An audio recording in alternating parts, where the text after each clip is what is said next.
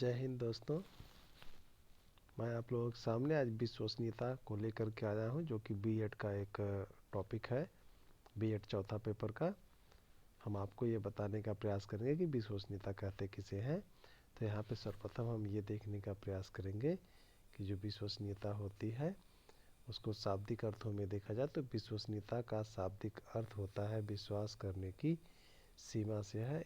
अतः विश्वसनीयता परीक्षण वह परीक्षण है जिस पर विश्वास किया जा सके। यदि किसी परीक्षण का प्रयोग बार बार उन्हीं छात्रों पर किया जाए तथा वे छात्र बार बार समान अंक प्राप्त करें तो परीक्षण को विश्वसनीय कहा जाता है। स्पष्ट है कि परीक्षण की विश्वसनीयता का संबंध उससे मिलने वाले प्राप्तांकों में स्थायित्व से है। यदि परीक्षण में प्राप्त अंकों में स्थायित्व है तो परीक्षण को विश्वसनीय परीक्षण के रूप में स्वीकार किया जाता है। उदाहरण के लिए, यदि किसी बुद्धि परीक्षण में रमेश की बुद्धि लब्धि 112 प्राप्त होती है तथा 10 दिन के पश्चात पुनः उस परीक्षण का प्रयोग करके रमेश की बुद्धि लब्धि ज्ञात की जाती है। यदि इस बार रमेश की बुद्धि लब्धि 112 के लगभग आती है तो परीक्षण को विश्वसनीय कहा जाएगा, परंतु यदि दूसरी बार रमेश की बुद्धि लब्धि 112 से काफ़ी कम या अधिक आती है तो परीक्षण को अविश्वसनीय परीक्षण कहा जाएगा। इस प्रकार विश्वसनीयता किसी परीक्षण पर किसी समूह के सदस्यों के द्वारा प्राप्त अंकों की संगतता की द्योतक होती है। किसी परीक्षण की विश्वसनीयता बताती है कि प्राप्तांक किस सीमा तक चर त्रुटियों से मुक्त है। परीक्षण पर प्राप्त अंकों को सैद्धांतिक दृष्टि से वास्तविक प्राप्तांक तथा चर त्रुटि का योग माना जाता है। दूसरे शब्दों में, किसी भी प्राप्तांक को दो भागों में विभक्त माना जा सकता है। प्रथम भाग छात्र की वास्तविक योग्यता को व्यक्त करता है। प्रथम भाग छात्र की वास्तविक योग्यता को व्यक्त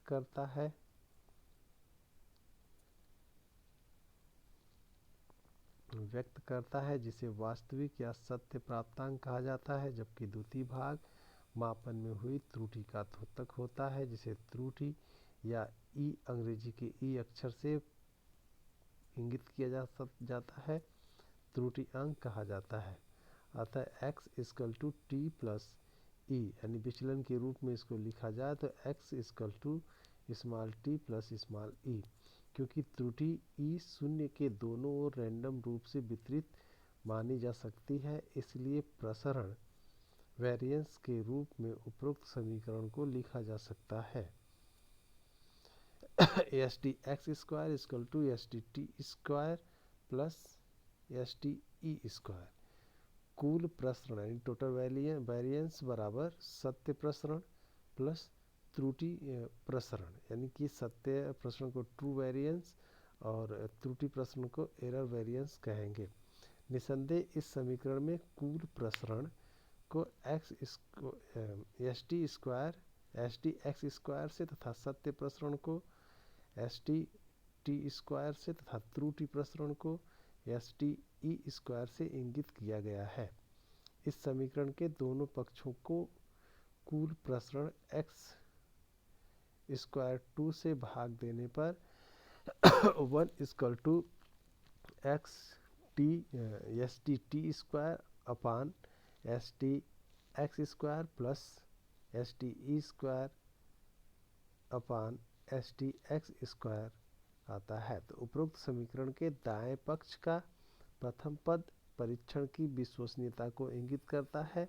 अतः कहा जा सकता है कि वास्तविक प्राप्तांकों के प्रसरण में एस टी टी स्क्वायर का कुल प्राप्तांकों के प्रसरण एस टी एक्स स्क्वायर के अनुपात ही विश्वसनीयता है। दूसरे शब्दों में सत्य प्रसरण के अनुपात को ही विश्वसनीयता गुणांक कहा जाता है। विश्वसनीयता गुणांक बराबर सत्य प्रसरण प्लस कुल प्रसरण। विश्वसनीयता गुणांक बराबर सत्य प्रसरण होता है। कुल प्रसरण विश्वसनीयता गुणांक बराबर त्रुटि प्रसरण। विश्वसनीयता को प्रसरणों के अनुपात के रूप में व्यक्त करते समय दो बातों को स्मरण रखना आवश्यक है। प्रथम, कुल प्राप्तांक x को सत्य प्राप्तांक t व त्रुटि प्राप्तांक e के रूप में विभाजित करना केवल सैद्धांतिक रूप से संभव है। व्यवहार में इस प्रकार का विभाजन करना असंभव है। किसी छात्र के कुल प्राप्तांक x के सापेक्ष न तो सत्य प्राप्तांक t का मान ज्ञात किया जा सकता है और न ही त्रुटि अंश e का मान ज्ञात किया जा सकता है। इस प्रकार का विभाजन केवल विश्वसनीयता के सैद्धांतिक विवेचन के लिए परिकल्पित किया गया है। द्वितीय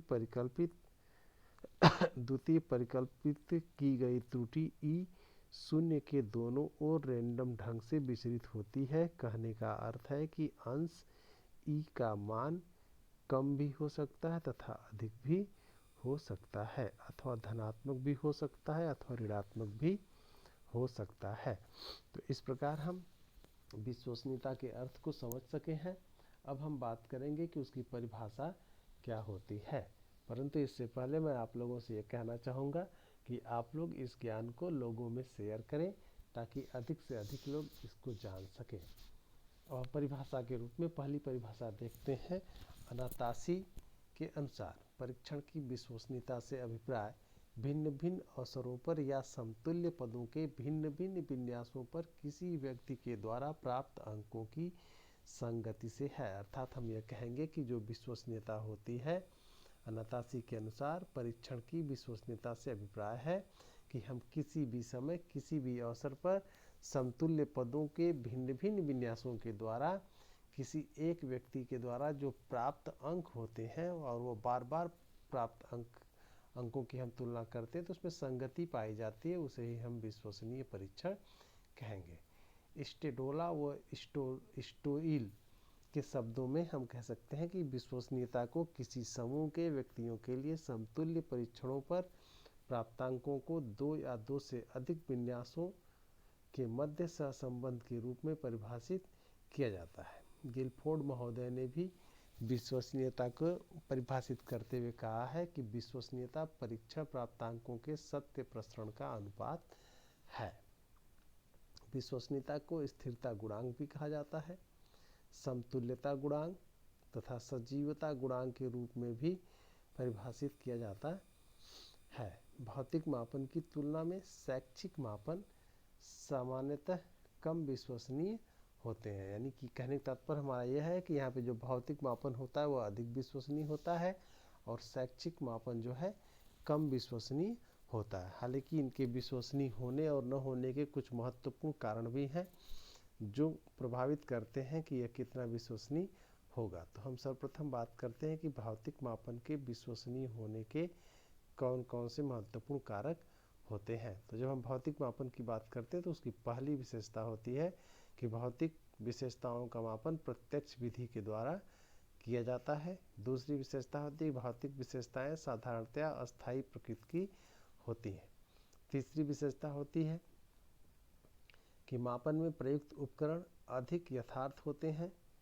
इनके ठीक विपरीत शैक्षिक व मनोवैज्ञानिक मापन अपेक्षाकृत कम विश्वसनीय होते हैं। हालांकि शैक्षिक मापन के कम विश्वसनीय होने के भी महत्वपूर्ण 7 बिंदुओं के द्वारा हम इसको समझ सकते हैं। तो इसके 7 बिंदु की जब हम बात करते हैं तो इसका पहला बिंदु है शैक्षिक विशेषताएं साधारणतया अप्रत्यक्ष विधि में मापी जाती हैं। शैक्षिक विशेषताओं में प्रायः समय अंतराल के साथ परिवर्तन हो जाता है। दूसरा है शैक्षिक विशेषताओं में प्रायः समय अंतराल के साथ परिवर्तन हो जाता है। तीसरा है शैक्षिक मापन में प्रयुक्त उपकरण पूर्णतया यथार्थ नहीं होते हैं। चौथा है कि इन्हीं विशिष्ट प्रश्नों को परीक्षण में सम्मिलित करने अथवा सम्मिलित न करने के कारण भी छात्रों के प्राप्तांकों में अंतर आ सकता है। छात्रों को दिए गए निर्देश, समयावधि का परीक्षण, दशाएं जैसे कारक भी छात्रों के प्राप्तांकों को प्रभावित कर सकते हैं।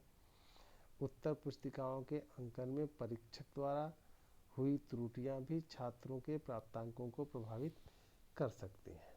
सातवां है छात्रों के स्वास्थ्य, अभिप्रेरणा, थकान अथवा अनुमान लगाने की प्रवृत्ति जैसे कारक भी प्राप्तांकों को प्रभावित कर सकते हैं। तो इस तरह से कुछ महत्वपूर्ण कारक हैं जो उसको प्रभावित करते हैं विश्वसनीयता को, जिस कारण से शैक्षिक और मनोवैज्ञानिक परीक्षण में विश्वसनीयता जो है अधिक विश्वसनीय नहीं होती है, वह हमेशा परिस्थितियों के ऊपर निर्भर रहती है। इसी के साथ ये टॉपिक हमारा समाप्त होता है। जय हिंद, जय भारत।